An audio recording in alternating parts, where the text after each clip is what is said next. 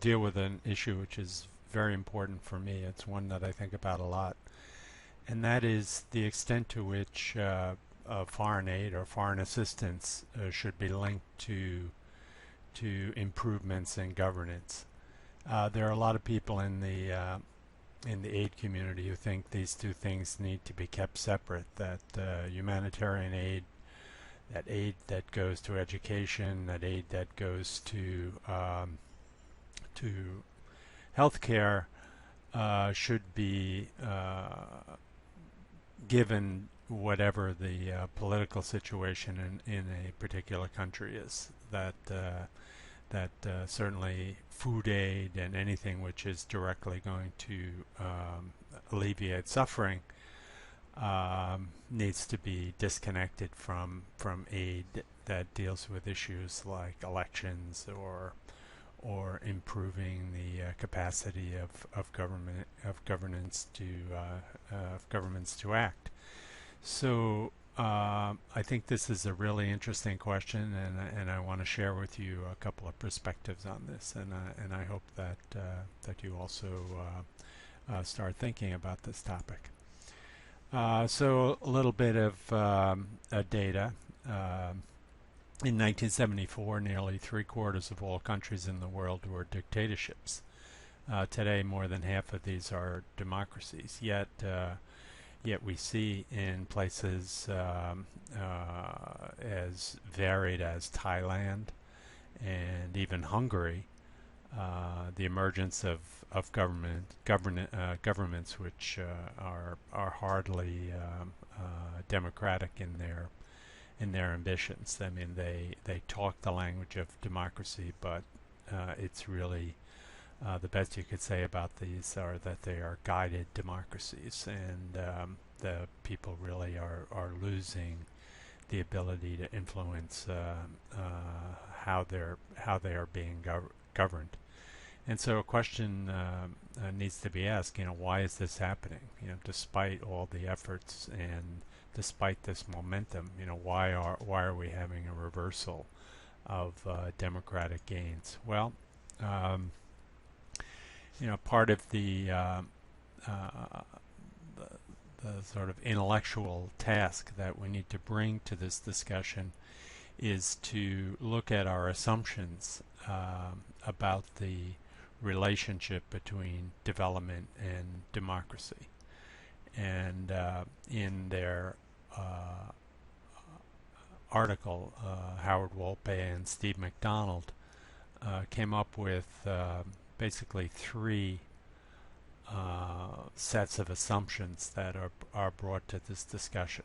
The first is that there is an assumption that the principal challenges to building a peace and democracy are essentially rational and structural. In other words, going back to the discussion in Aid on the Edge of Chaos, there's a kind of linear thinking that goes into this. That if you can break the problem down into the smaller parts and deal with each part, that eventually you're going to get a fix. So it's we're simply not addressing the problem with enough sort of scientific rigor. That's one assumption. Another assumption is that conventional democracy promotion and good governance programs are typically rooted in Western liberal democratic principles that stress the competitive dimension of democratic societies. In other words, when we in the United States or people in Europe think about democracy, they think about immediately competitive elections and parties competing with sets of ideas. When you bring this type of competition into other contexts, however, there's a good chance that you're going to actually create additional conflict. And then the third assumption is that traditional approaches to peace and democracy take as an article of faith that moral and political pressure combined with the threat of legal sanctions is the most effective means of deterring bad behavior. And this simply means that politics can be reined in by legal structures, and that there's an essential appeal to doing the right thing, to acting in a moral way that is going to guide political activity no matter where. But we see that that this obviously is not the case in many parts of the world. I mean, we're seeing in Iraq right now that the political activity of ISIS is combined with tremendous amounts of violence directed towards the people, and they're actually using terror as a way of generating political capital, and it's pretty clear that that's outside the bounds of how the West views political activity. Yet for them it seems to be working at the moment. So when Wolpe and McDonald look at these assumptions and see them lacking, they think that there really needs to be another level of cooperation that needs to be, or an understanding that cooperation rather than competition needs to be at the basis of building political structures in developing countries, and also that foreign aid agencies often underestimate the lack of national unity that exists in countries that have experienced conflict, or even whose boundaries were the result of colonial interventions. And again, we can see this, what's happening in the world today. We can see it very clearly in Iraq that simply constructing a nation out of the remnants of what existed under the Saddam Hussein regime has resulted in a really dysfunctional polity that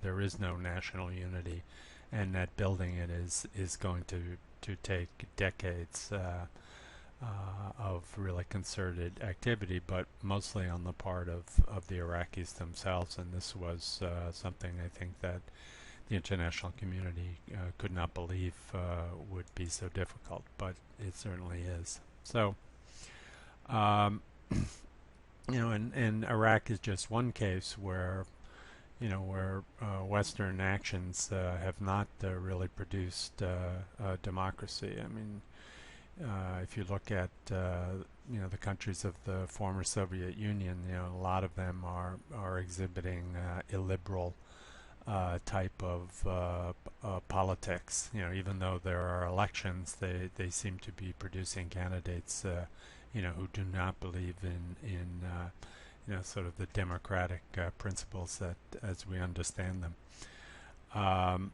So some of the other problems is that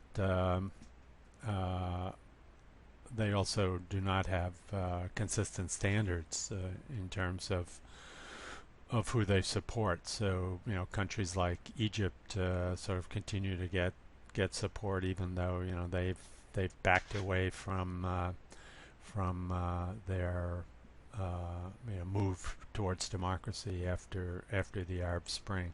And the United States continues to support many countries which are not democratic, for political reasons that are